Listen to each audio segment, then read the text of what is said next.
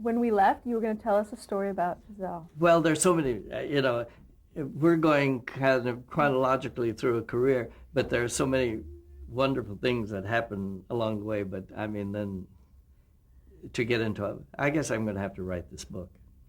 And but one thing stands out, besides all the wonderful performers on the Hit Parade, and remember those days we were live. There was not, we can fix it in the edit, or could we have that again, please? You had one chance. And I remember one instance with Giselle McKenzie. We had rehearsed a scene, I think the song was something like, If I Give My Love to You. And the idea for the interpretation that week was she was to be Cleopatra, lying on a recamier in her court, waiting for Mark Antony to come by. And a runner was supposed to come in and bring a note announcing Mark Antony's arrival. Well, the rehearsal went fine in the rehearsal hall, but the day of the show, we didn't have a chance to get through dress rehearsal. Something happened. It was early television. Probably we didn't have cameras until air, but something had happened. We didn't get a dress rehearsal. And of course, dancers had to change, and they'd be changing in the studio as they get to the next set, We just pan cameras around to the next set and so forth. Well, not having rehearsed, the dancers had to do a number and then go over and change into their Egyptian dance clothes. And Ernie Adler, the hair guy, would, stand ready. The minute a girl comes off, he would take hair pieces off, throw some more on, and move. And the wardrobe would put the next thing on.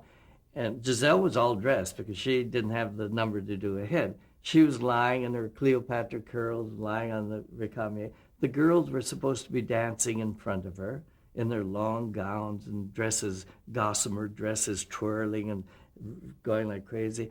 And Jerry Duane was the runner. Jerry Duane was a singer, tall, skinny, absolutely not, just bones, just a bag of bones. And we thought, since he was a runner who has come from far, he must be skinny by now. So Jerry Duane was to wear just a little loincloth.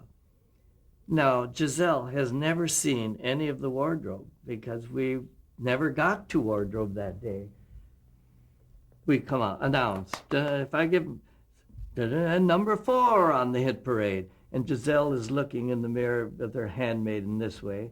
And of course, the girls are supposed to be dancing there, and she's waiting for her runner. And Jerry Duane was not the most attractive person. He, unfortunately, had a very long face and this emaciated body, and he was supposed to be nude, running in to deliver this note.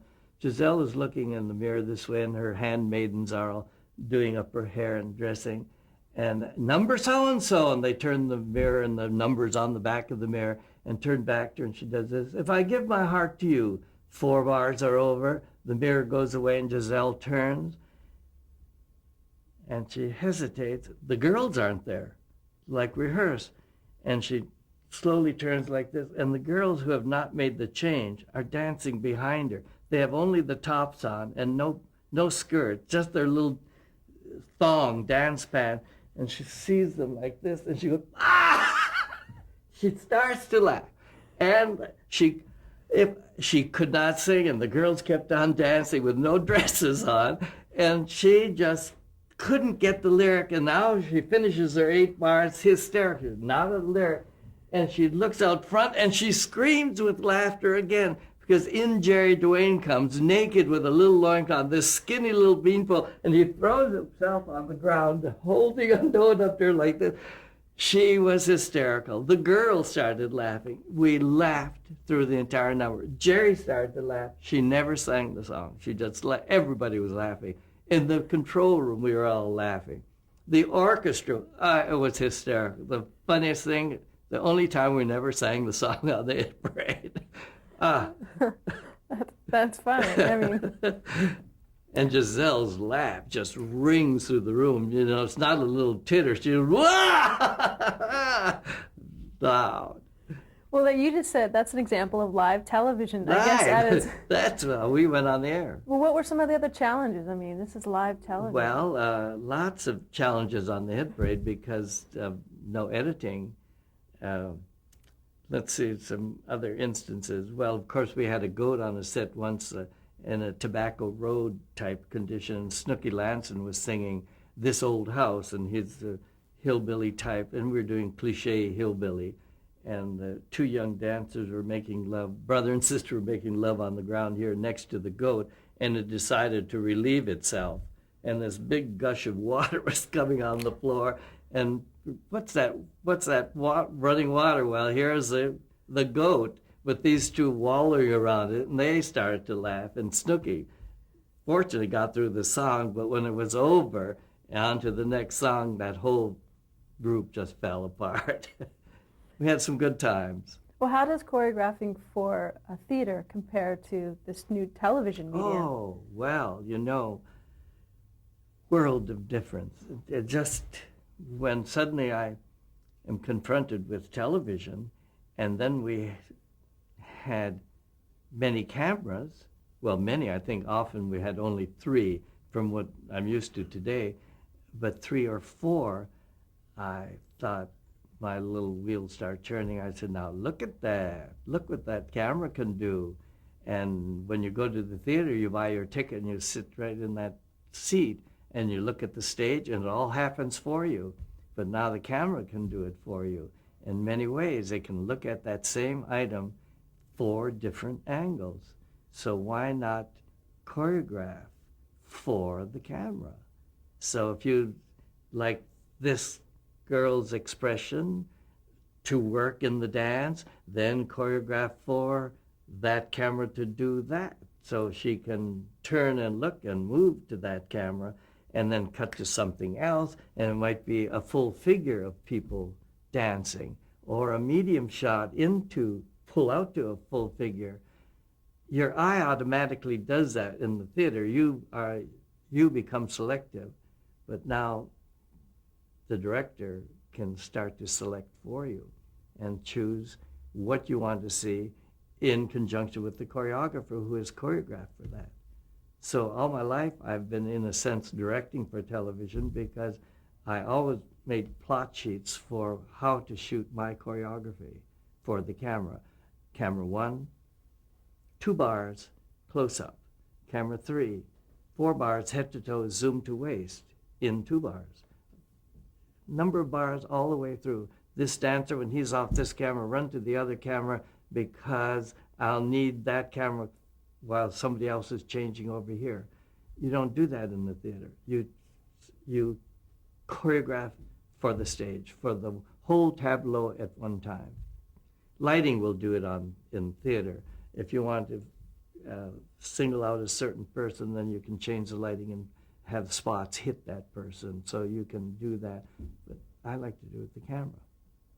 So I've always choreographed for the camera. That's definitely a new thing in this new medium. Well, it's a whole different medium if you don't use it. If you stay on a wide shot or a master shot for the whole duration of a dance, my experience has been that you lose the energy of the dance.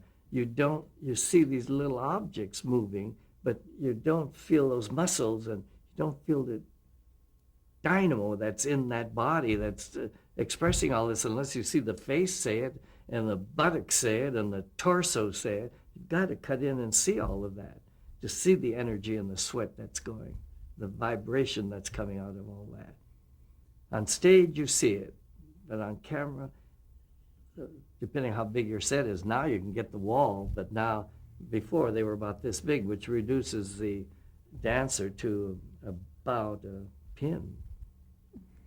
Well, another one of the challenges I know for that show was you had to create a different dance routine for the same song if that song continued week after week, right? We were, Harbor Lights was on for 27 weeks. We were in a different harbor all over the world. It just was endless. We'd all pool our ideas, and then eventually we did get an idea man, Billy Nichols, who would have to sit and think ahead some ideas. But if we didn't come up with an idea, they'd always turn to me and say, Tony, it's a staging problem. I said, okay, I'll think of something, which meant I didn't have it right there, but maybe when I was late as the rehearsal hall, I would get an idea and then call the set designer right away. I said, oh, I just need psych. Don't worry. He said, oh, it's too late to do a set now. It's too late. I said, well, just give me a psych and floor, and we'll do the rest with lighting. Stuff like that would happen. And then we also had another expression, what do we do this week with that song? And if we never thought, we'd generally say, they're in a park. Now, I said, that's great for you, but what are they doing in the park? We've done that. So now it was for me to come up with an idea of what are they doing in the park this time. But I enjoyed the challenge. Well, who were some of the others that you worked with? You directors, producers, you, because it was a collaborative effort, really, right? On that evening, besides the director, associate director, producer, and myself, the other music and scenery were on the phone to us. Those are generally the people you work with. But on the hit parade, of course, we had Dorothy Collins and Giselle McKenzie, first Eileen Wilson, and then Snooky Lanson all the time, and Russell Arms, and then Sue Bennett and various other girls. June Valley came in at one time. Sometimes girls would go off and have a child and come back, and Polly Bergen was on for a while, and get to work with lots of different people. Dorothy was there all the time. Bob Fosse? Yes. In the beginning, I started with 4 dancers who were the regular dancers of Dusty McCaffrey, Lenny Claret, Bobby Trelease, and Virginia Conwell, and then 2 dancers, a team, that would do one of their numbers, and then they would be in one of my group numbers. So they became the 5th and 6th dancer, and one was Marianne Niles, and the other one was Bob Fosse. You ready? Out of there, Bob Fosse and I meet again from Make My Manhattan, now again on the hit parade. So it really, I had a good relationship with Bob Fosse. Well, describe him for me. Strange and wonderful and mannered in dance. And you can see that manner in the dance in all of the Broadway shows that he's done. But I feel that, he and I kind of worked out that Bob Fosse walk, because I was staging a blues number. I think it was either Birth of the Blues or Memphis Blues or something like that. And for the beginning of the walk, I wanted a male dancer, Bob Fosse, to walk down while the crane went up, walk past the street light as the crane boomed up past this. And I said, I feel New Orleans, we need a derby. So we got a derby and we did this, and I started walking, and then he took the derby and we walked, and I said, yeah, make it a hot walk. And we both liked it, and he's done it ever since. That's great. Well, Dan Lounsbury? Dan Lounsbury was the producer of the hit parade, and Ted Feder. But the executive producer was Hugh Rogers, my champion. Hugh, I don't think any of those are with us anymore. It's a shame. But Hugh drank himself out of this world. And the others did pretty well too. But, also on the hit parade, Jack Cassidy we had to stage the commercials too. So we were total live. We were live commercials, live from top to bottom. We were live in those days. And the dancing cigarette commercial? Dancing cigarette commercial, we were on the other show I did, Stop the Music. That was right. Florence Vestoff in her old gold cigarette box. Floria decided that herself to do this. Floria, unfortunately, was not the most attractive facially, so she had a good sense about this. She had great legs, and so that's how she came up with this idea. She said, well, I can't get a job on television for my face, because in those days it was, if you were pretty, you were in. So she said, I'll cover it up. She covered herself, left the legs free, and she was a tap dancer. She was the old gold cigarette dancing pack. That's right. Well, television reached a more of a mass audience. What was that like for you to create dance sequences for a more of a mass audience? I mean, Well, fortunately, the songs that we had on the hit parade were there because of their mass appeal, and that's how they became top songs. So the ideas were people in love. I mean, so we all know what that is. And one song in particular was Gone Fishing. That was a bane with us. It was, I mean, how many ways can you go fishing? Until the BBD&O, somebody down there said, look, we don't want no fishing down here no more. And says, well, the song is still on the show. And we had to fish somewhere. But poor Dorothy Collins, Harbor Lights, I think it was like 27 weeks, and she sang it so well, they'd all say, Harbor Lights, Dorothy, Harbor Lights, you got it again this week. Oh, some of them didn't want to sing some of those songs. it's over and How over. much is that dog in the window? Oh, God, sell that mother. Mm. Well, what kind of different dances did you incorporate? Well, we had what we called Lucky Strike Hit Parade extras to balance out the show. Because if we got a lot of Western or hillbilly or rocky songs or ballads, then we would offset that with an up-tempo Lucky Strike extra, which Fosse and Niles would dance an extra so they could do one of their duets to a song they knew or that they already had in their act. And we then could take other standards. Generally we preferred a standard that had been a hit in its time, and I would stage a dance number to whatever we chose, from tangos to waltzes to whatever we needed to make the show not be all Tennessee waltzes and ballads. And so those became extras. And I always danced to say, well, so it's not always lyric after lyric after lyric. Let's do extra instrumentals. That's why Fosse and Niles, a dance team, could do an extra without a vocalist singing it. Did you ever get any response from audience? Did you know how Oh, you yeah, were... we got mail, a lot of mail, and the dancers had a fan club of their own. The dancers became a big hit. They all had their own fan club, and they would come up on Saturdays and visit, and bring cakes. And Dusty McCaffrey, the blonde male bombshell, never saw anybody like him. He was so vain, he would have a can of hairspray and a comb or a brush beside each camera. So if he would exit to camera 3, he'd spray there and brush again. And if he exited over there, there would be another hairspray can with him. So he'd always redo himself before he came on. And once Clark Jones, who was the director at the time, miscut, and he cut over to Dusty's entrance 2 bars early. And Dusty was like this when he saw himself, the red light come on. And he went, shh, that can flew and the comb flew, and he improvised and went on. And I said, Dusty, thank you for covering for your miscut. He said, nothing, honey. When I'm crossing the street, the light turned red, I dance. Now, were you performing at all on the show? Yes, I would do an occasional performance. And in one case, Dusty, in a warm-up just before the show, sprained an ankle.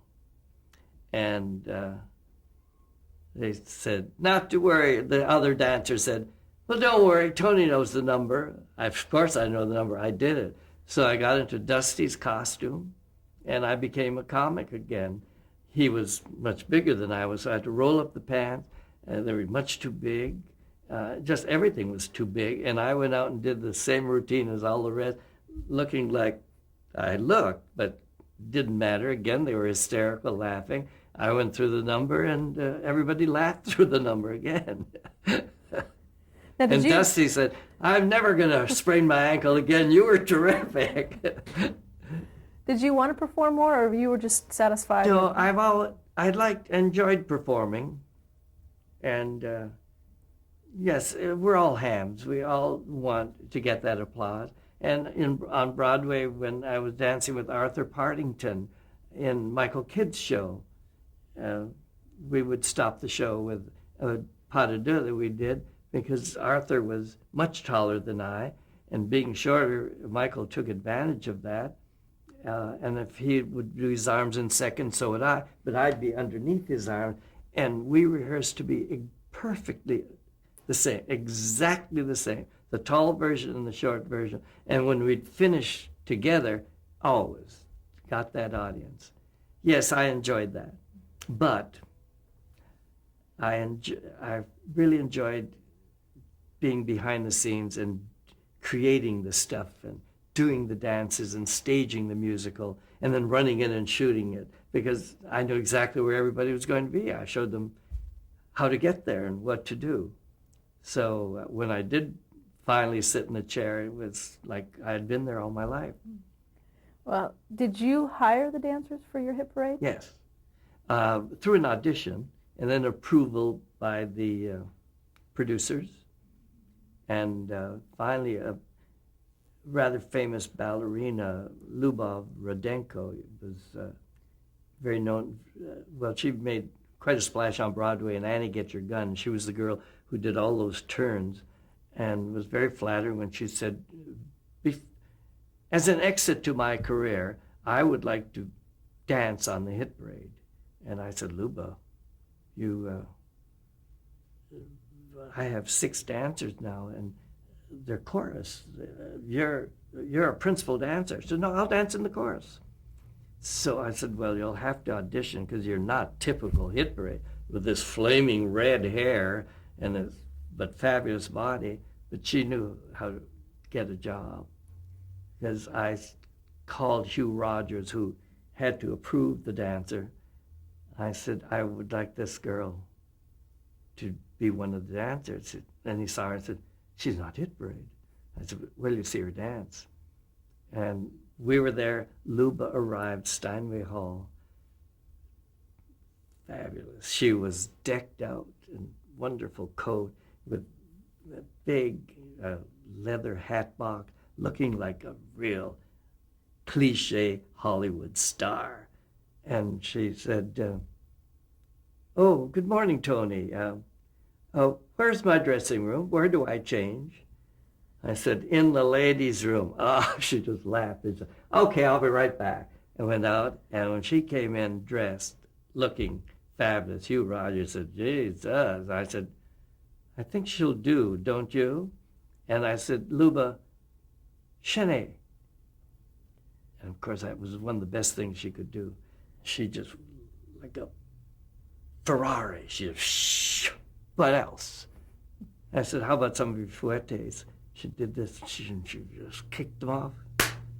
Okay. And Hugh then said, she is terrific. I said, well, she's hit parade, isn't she? And Luba did it for, I think, 2 seasons. Okay. So she got her wish. She came and became one of our dancers and danced with the group and kept them hysterical, because what a mouth on that. She's still designing clothes now in New York. Married the manufacturer. There you go. And I went down to see one of her shows here at Macy's one day, or one of the stores down here, when I heard she was doing it, and she had given up dance. She left hip parade and stopped dancing and designing. I went to it, and she wasn't there yet when I asked somebody if Luba would be back. And they said, oh, she should be back, should be back from lunch. And Luba walked in with 2 models, and I just stood up in the front and she saw me, and oh, she had tears. Oh, Tony, of all people to come to see my show. I said, I'm not staying, I just came to see you.